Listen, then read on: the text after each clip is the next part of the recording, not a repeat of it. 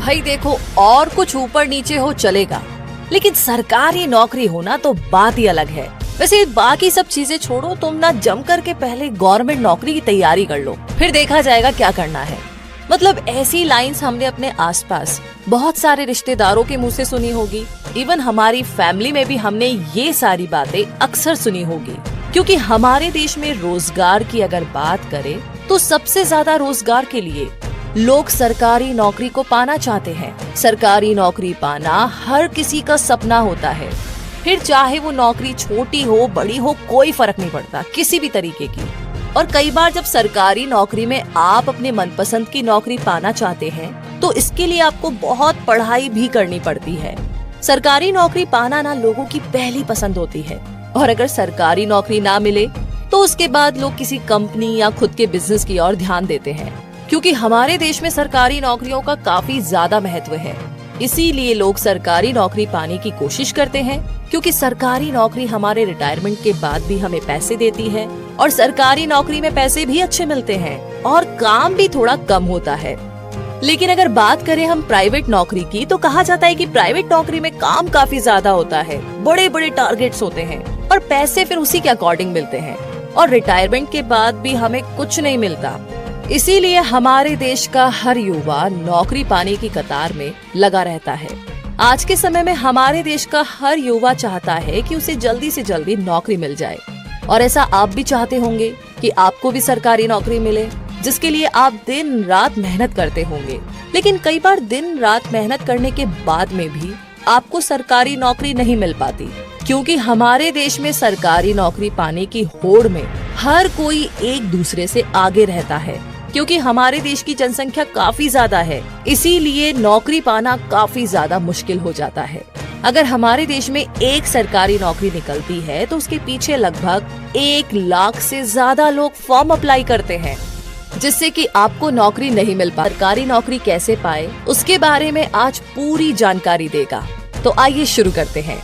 पहले नंबर पर है पुलिस विभाग, पैरामिलिट्री, केंद्रीय पुलिस सेवा और भारतीय सेना की एग्जाम क्लियर करके भी आप सरकारी नौकरी पा सकते हैं। जी हाँ, अगर आप भारतीय पुलिस, भारतीय एयर फोर्स, नेवी और पैरामिलिट्री जैसी कोई सरकारी नौकरी पाना चाहते हैं तो इसके लिए आपको सबसे पहले अपनी बॉडी फिटनेस पर ध्यान देना होगा। इन सभी के अपने अलग अलग विभाग होते हैं, उन विभागों के हिसाब से ही इनके विभिन्न पदों पर भर्तियां निकलती है।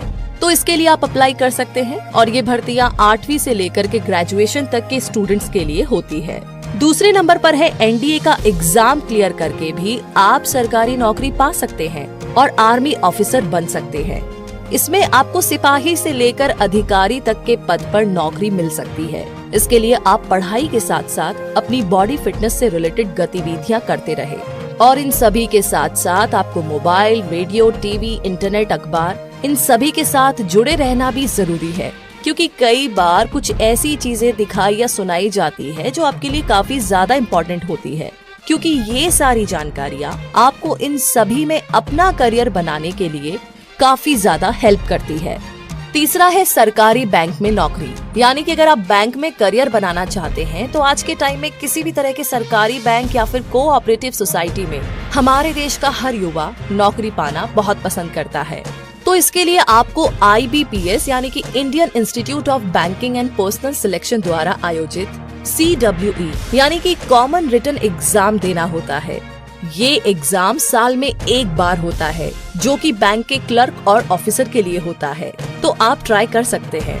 तो बैंकिंग एग्जाम IBPS PO और SBI PO को क्रैक करने की टिप्स और ट्रिक के बारे में अगर हम बात करें तो जब आप इस एग्जाम को पास कर लेते हैं तो IBPS के अधिकारी आपको आपके द्वारा चुने गए बैंक नियुक्त करते हैं। अगर आप भी बैंक में नौकरी पाना चाहते हैं तो इसके लिए आपको बहुत मेहनत करनी होती है। इसके साथ साथ आप किसी कोचिंग सेंटर से कोचिंग भी ले सकते हैं, और YouTube पर वीडियो देख करके या पुराने एग्जाम पेपर को सॉल्व करके भी आप इस एग्जाम को पास कर सकते हैं, जिससे कि आपको बैंक में जल्दी से जल्दी नौकरी मिल जाए। चौथा है कि प्रशासनिक विभाग में करियर की अगर हम बात करें तो आज भी भारत में काफी सारे लोगों को ये नहीं पता है कि प्रशासनिक विभाग क्या होता है। आज भी हमारे देश में ज्यादातर लोग इसका मतलब सिर्फ IAS और PCS से समझते हैं। तो यहाँ पर अगर आप भी अपना करियर प्रशासनिक विभाग में बनाना चाहते हैं तो इसके लिए आपको स्नातक या ग्रेजुएट होना बहुत ही जरूरी है। उसके बाद में ही आप अपना करियर प्रशासन विभाग में बना सकते हैं, जिसके बाद आपको यूपीएससी पीएससी द्वारा संचालित सीएससी देना होगा। इस तरह की एग्जाम देने के बाद आप कलेक्टर, कमिश्नर आदि बन सकते हैं। इसके लिए आपको काफी ज्यादा मेहनत करने की जरूरत होती है। इसके बाद ही आप अपना करियर बनाने के लिए सीएससी दे सकते हैं।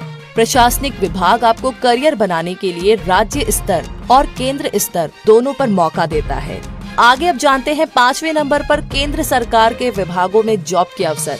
अगर आप राज्य स्तर पर काम नहीं करना चाहते और आप केंद्र सरकार में अपना करियर बनाना चाहते हैं, तो आप विभिन्न प्रकार के पदों पर नौकरी के लिए अप्लाई कर सकते हैं। इसके लिए एसएससी विभाग के द्वारा बहुत सारे पदों पर पोस्ट की जाती है, जैसे कि सीजीएल, सीएचएसएल, जेई, सीएपीएफ आदि। इन सभी के लिए आपको अलग अलग तरह के एग्जाम देने होते हैं और अगर आप फोन एग्जाम को पास कर लेते हैं तो उसके बाद आपको commercial tax officer, food inspector, income tax officer जैसे बड़े पदों के लिए चुना जाता है।